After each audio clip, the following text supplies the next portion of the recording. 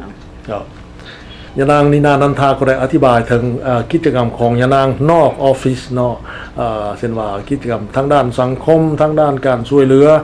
ประชาคมต่างๆบ่ว่าแต่เป็นประชาคมลาวหากแต่ว่ามีโอกาสได้ไปช่วยเหลือแนะนำทางด้านการศึกษาให้แก่บรรดาสมาคมอื่นๆนั้นอีกด้วยซึ่งก็เป็นที่น่าภาคภูมิใจสำหรับคนลาวเฮาในเมื่อว่ายานางนินานันทาได้ประกอบส่วนช่วยเหลือสังคมขึ้นอันนี้แล้วพวกเขาก็ยังเชื่ออีกว่าท่านผู้ชมรายการโทรทัศน์ของพวกเขาคงจะอยากคู่ชีวิตครอบครัวของยานางนินานันทาเช่นเดียวกันซึ่งพวกเขาจะขอห้องให้เพิ่นได้เล่าให้ฟังน้อยหนึ่งขอเชิญยานางนินานันทาได้เล่าซึ่งชีวิตครอบครัวของยานางให้พวกเขารับทราบหรือว่าให้ท่านผู้ชมรายการโทรทัศน์ของพวกเขาได้รับทราบนำน้อยหนึ่งเกี่ยวกับความเป็นมาชีวิตครอบครัวอ้ายน้องพ่อแม่เป็นขึ้นอะไรขอเชิญก็น้อยเองก็เป็นลูกผู้กกพ่อแม่เป็นมีลูก4คนผู้หญิง2คนผู้ชาย2คนคนนั้นเป็นลูกผู้กกแล้วก็มีน้องสาวอีกผู้หนึ่งรุ่นกันประมาณ2ปีแล้วก็มีน้องชายอีก2คนรุ่นกันประมาณ 3-4 ปีนี่แหละน้องสาวเพิ่นก็เป็นหมอตาเป็นหมอปวดตาหมอปวดตาน้องชายผู้ต่อมาหันเราเป็นเราเรียนอินเจเนียร์แล้วน้องสายผู้ล่าหันเราเรียนคือกันกับข้างนอกเองคือกันก็ค่อยเองเป็นทนายความทั้ง4คนนี่ก็จะเว้าเป็นเอาเว้าภาษาฝรั่งเศสเพิ่นว่า gross stat แปลว่าคนหัวใหญ่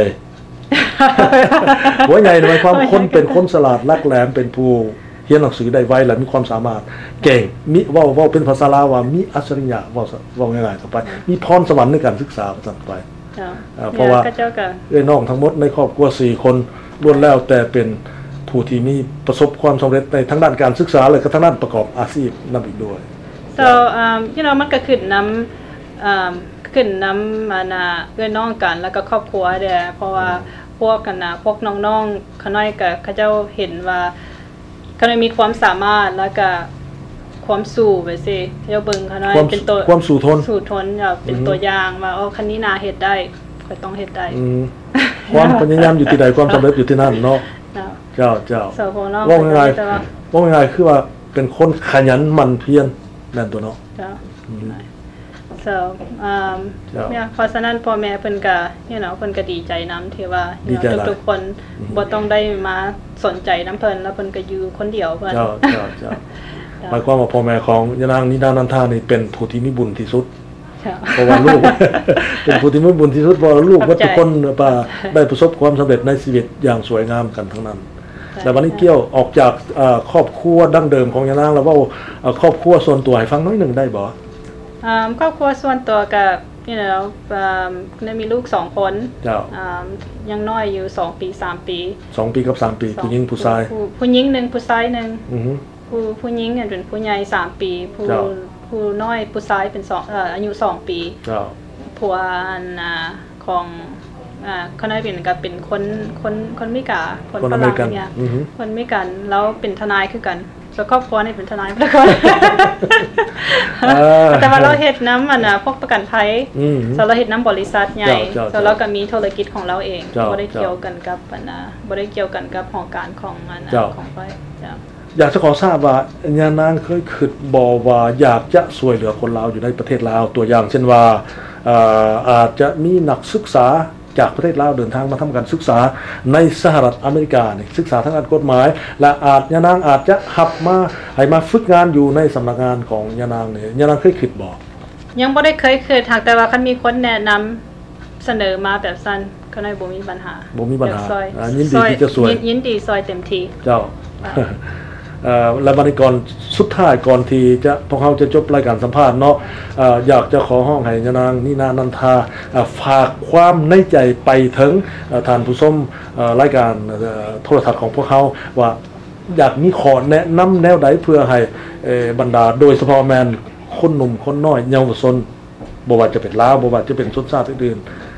ว่าวิธีปฏิบัติใดเพื่อประสบความสำเร็จในชีวิตการศึกษาในชีวิตการประกอบอาชีพขอเชิญมีแต่ว่าคันผู้ใดคิดว่าอยากเฮ็ดหยังอยากเป็นหยังต้องให้มีความ อดทนแล้วก็มีความมั่นใจในตัวเองว่าเฮ็ดได้แล้วก็ never give up สาลาวจังได้ never give up มันนี้พวกเขาว่านะ you know ว่าต้องได้บุกทนยหันจนได้ความสำเร็จแล้วเขาจังค่อยว่าโอเคก็ได้ความสำเร็จละได้คิดหยังก็ได้ปะนั้น ขอขอบใจหลายๆยะนางนินานันทาก็จึงเป็นอัลวารายการสัมภาษณ์ยะนางนินานันทาประธานผู้อำนวยการใหญ่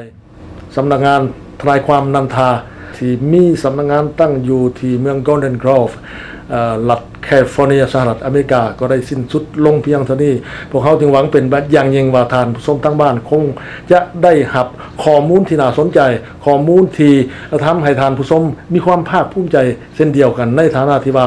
ทานผู้ชมก็เป็นคนลาวคือกันและได้หับทราบถึงการประสบผลสำเร็จของคนลาวผู้หนึ่งที่เริ่มมาตั้งชีวิตใหม่อยู่ในสหรัฐอเมริกาที่ถือได้ว่ามาแบบมือเปล่าก็ว่าได้จนกลายมาเป็นประธานผู้อำนวยการใหญ่ของบริษัทสำนักงานทนายความที่ได้ประสบผลสำเร็จมีหน้ามีตาอยู่ในสังคมของสหรัฐอเมริกาขอขอบใจต่อท่านผู้ชมทุกท่านที่ให้เกียรติติดตามรับชมรายการของพวกเขาตลอดมาสบายดี